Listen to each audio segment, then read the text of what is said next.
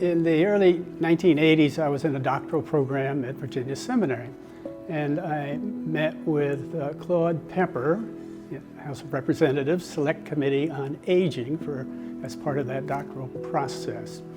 I became aware of the numbers of those who would be moving into senior living, and so that was sort of the spark to come back to my church in Ponte Vedra. And the initiating thought for me on Vicar's Landing came from a theme of the graying of America, which was going on in the 80s, and so I paid more attention to that part of our congregation.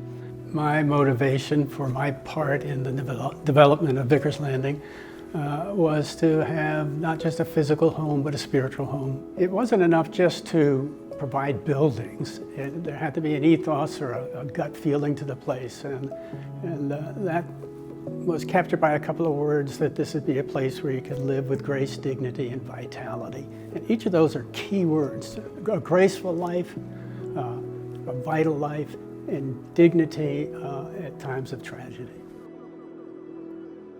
The beginnings were a committee out of Christ Church dealing with seniors, which merged into being a not-for-profit board and involved people from Jacksonville and Ponte Vedra, and then began to expand into the business community, the professionals we would need. As a result of the hard work to put this in place, many of the people who actually worked on it now, 30 years later, have lived here and are benefiting from the wonderful things they helped bring about in the 1980s.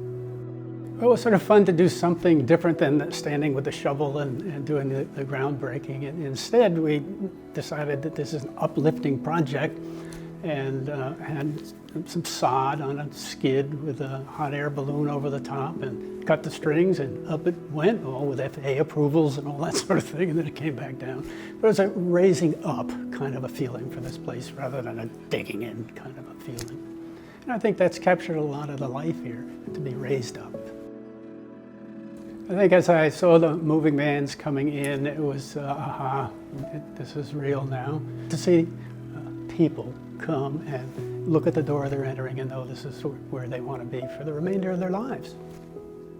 As the community began to meld, I saw two things. One, great friendships occurring, but also immediately a desire to look beyond life in Vicar's Landing. And so they became engaged with the library, they had Little League teams, support the symphony, made gifts to the museums. These weren't people just hiding out here. They were engaging with Ponte Vedra, St. Johns County, and Jacksonville in exciting ways.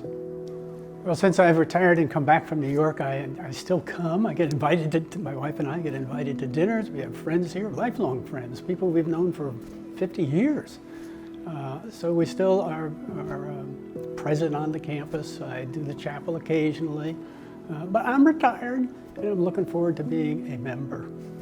When I come through the gate at Sawgrass, and the first big sign I see on the left says Vicar's Landing, it just makes my heart take a flutter and be so grateful that it's here. All those who put the work into it, all those who committed to coming. What a glorious place. It's a natural, normal part of the community now. It's not some off-site piece. It's just part of the Ponte Vedra community.